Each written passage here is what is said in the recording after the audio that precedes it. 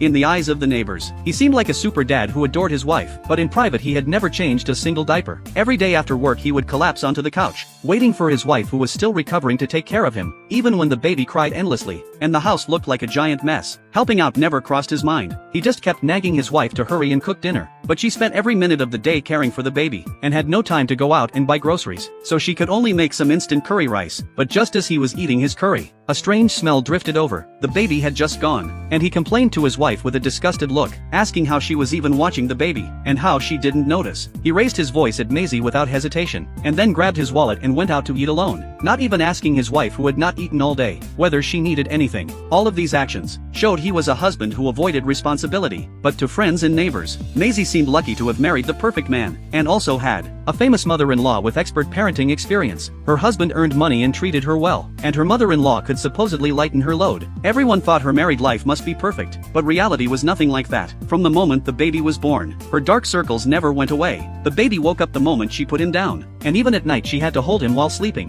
while her husband slept through it all like he wasn't there, never offering to hold the baby even when he had time. Whenever the baby cried, he fled to the study to listen to music and play on his phone. Anytime she asked for help, he brushed her off, saying he was busy with work. Yet in front of others he acted like the perfect dad, and the so-called expert mother-in-law spent her days filming shows and attending fan events, while complaining that her daughter-in-law kept feeding her precious son unhealthy instant meals. The help she claimed to offer her daughter-in-law was nothing more than giving her a couple of books she wrote, and telling her to study them herself, then sending links to baby products she thought were good. She even dragged her daughter-in-law to attend her parenting lectures for show, without offering any real help. Yet she believed she was the best mother-in-law in the world. Even worse, to maintain her image as a cheerful parenting expert, she refused to let her daughter-in-law hire a nanny, or show any negative emotions, because if others found out that her daughter-in-law felt overwhelmed by parenting, it would damage her reputation. So instead of caring about her daughter-in-law's struggles, she cared more about her online career, and Maisie ended up raising the child as if she were alone, in such a suffocating environment. The fact that she avoided postpartum depression was already a miracle. One day her mother-in-law called again, inviting her to another parenting seminar, and insisting she had to attend. Maisie, who really couldn't free herself, had no choice but to ask her husband, hoping he could watch the baby that weekend. But before he answered, the baby began crying again, and he acted like he didn't hear it, waiting for her to go, then came out saying he needed to work overtime that weekend, before putting on headphones and falling asleep. The next day, Maisie could only take the baby on the bus herself, but before the bus even arrived, the baby woke up, crying non-stop until she completely broke down.